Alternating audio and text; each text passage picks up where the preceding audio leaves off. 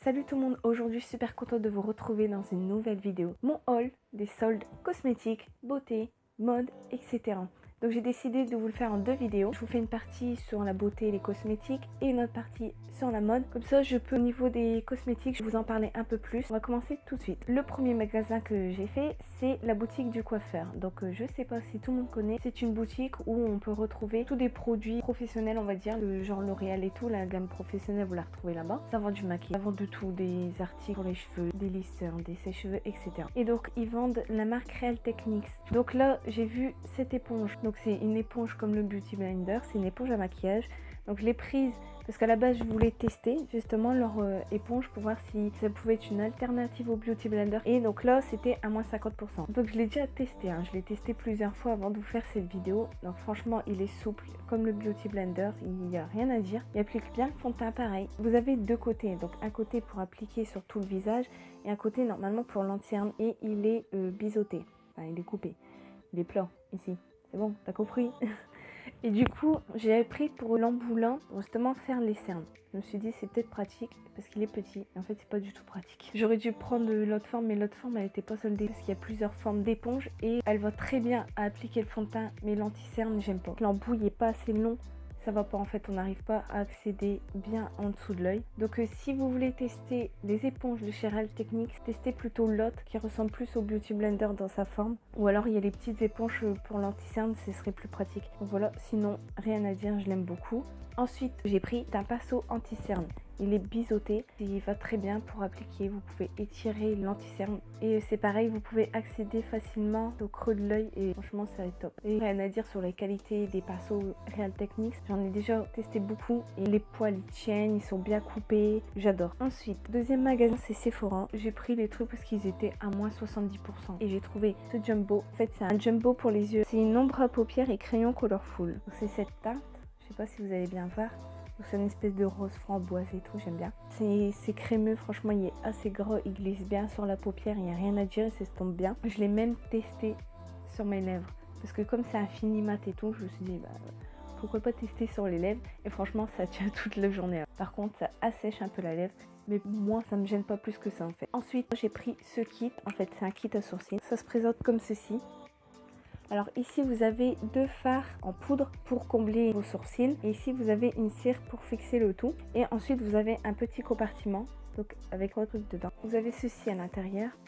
Donc ici vous avez une petite pince à épiler, un pinceau biseauté et un goupillon. Donc déjà je peux vous dire sur la pince épilée, bon elle épile hein, mais franchement elle blesse parce que comme c'est petit vous mettez plus de pression et je sais pas ça irrite la peau je trouve. Et ensuite le pinceau biseauté il est assez large mais ça va, ça passe quand même. Par contre le bémol c'est comme c'est des petits, c'est la galère. Pour les utiliser pour faire vos sourcils il vaut mieux si vous êtes chez vous utiliser un pinceau normal. Au moins il est grand parce que là vous avez limite votre main collée à votre œil, ça va pas du tout. Comment moi je l'utilise? Donc d'abord je prends le goupillon et je brosse mes sourcils. Ensuite en fait vous avez la poudre plus foncée que vous pouvez utiliser pour la fin du sourcil. Et pour le devant il faut mieux utiliser une couleur plus claire pour que ça fasse un effet plus naturel. Faites attention aux couleurs que vous utilisez dans vos sourcils. Si vous prenez le brun vous risquez d'avoir des reflets orange. Et ensuite après avoir appliqué les fards là avec le pinceau biseauté, vous reprenez avec le pinceau biseauté la cire, donc vous l'appliquez sur tout le sourcil. Et moi je repasse avec le goupillon dessus et mes sourcils sont fixés, c'est bien. Ce que j'en pense franchement, il n'y a rien de transcendant, je vais vous dire la vérité.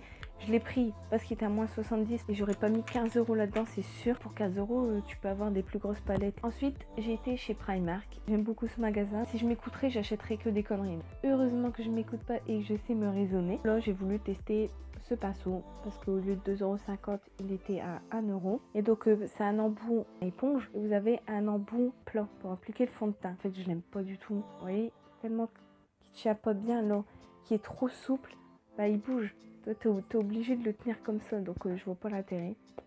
Sans plus, bon c'est qu'1 € de gâché hein. Bon je pourrais toujours utiliser ce côté là pour appliquer les masques, mais pour le fond de teint non j'aime pas. Et j'avais pris aussi une bougie pour mon petit frère Harry Potter. En ce moment et des collections Harry Potter pour ceux et celles qui adorent. Sachez qu'il y en a chez Primark. Ensuite, j'étais dans mon magasin préféré de tous les temps. J'ai été chez NYX. Pour celles et ceux qui ne connaissent pas cette marque, c'est une marque de cosmétiques de super bonne qualité et qui n'est pas chère. Donc là, j'ai repris un rouge à lèvres liquide Suède. Donc j'en avais deux autres. J'en avais un rose et un autre violet un peu plus clair. C'est rien que je vous swatch. C'est celui que je porte aujourd'hui. Je le trouve trop beau. Donc l'embout, il se présente comme ceci. C'est un embout mousse assez long. Donc l'application, je vais dire qu'elle est moyenne. Enfin, je vais pas dire qu'elle est facile, je vais pas dire qu'elle est compliquée. Alors normalement, c'est un fini mat, mais là, il y a un effet métallique un peu dans celui-là. Ensuite, la tenue, je crois que dans les gammes que j'ai testé les soft mat, j'ai testé les liquides Suède, j'ai testé les NYX lingerie. Et je pense que c'est ceux-là qui tiennent le plus longtemps dans la journée, que vous mangez ou pas. Est-ce que ça assèche les lèvres? Oui, parce que ça a un effet mat et tout. Et les longues tenues, souvent, elles assèchent les lèvres. Ils n'étaient pas en solde. En fait, tout ce que j'ai acheté chez NYX n'était pas en solde. Et voilà. C'est ça mon défaut, c'est que je fais les soldes pour acheter des nouveautés ou pour acheter des trucs qui sont pas soldés.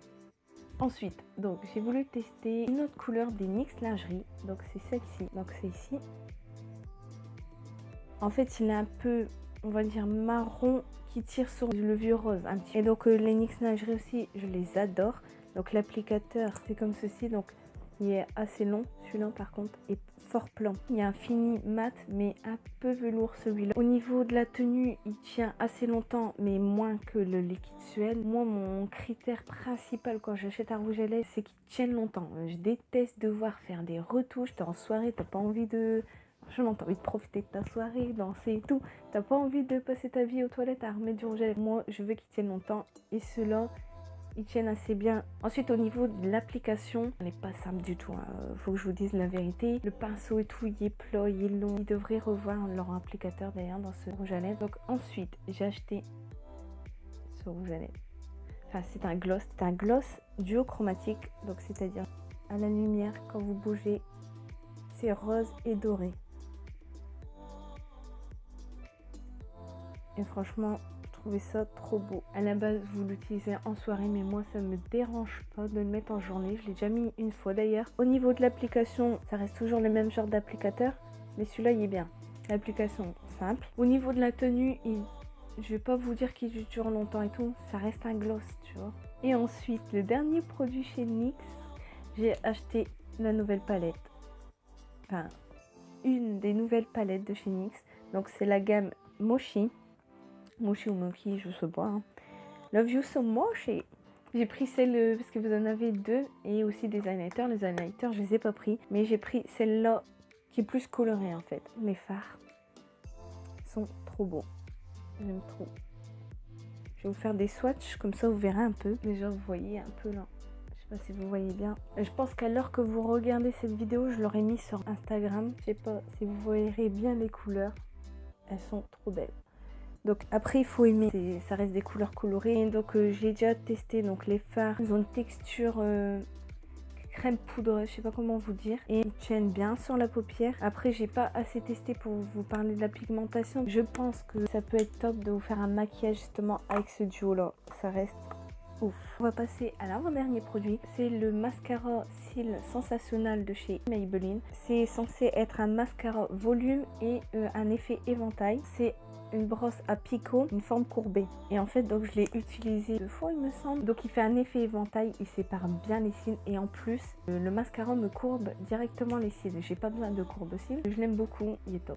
Le dernier produit, c'est une crème. Si vous avez vu ma vidéo sur Aromazone, j'avais acheté une crème pour essayer d'effacer mes cicatrices d'acné. Et je voyais toujours pas d'efficacité. Donc j'étais en parapharmacie et j'ai demandé un produit qui pouvait atténuer mes cicatrices. C'est le sérum Kéracnil de chez Ducré. C'est pour les peaux adultes à imperfection.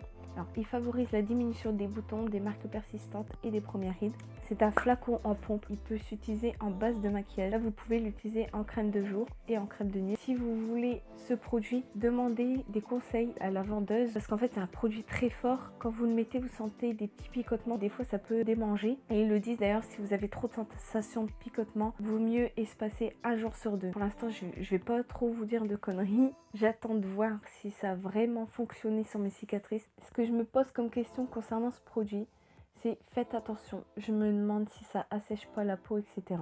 Parce que ça reste un produit fort comme pour les produits d'acné et à la base je ne conseille pas, là c'est vraiment pour enlever mes cicatrices, utilisez-le seulement comme un traitement s'il vous plaît.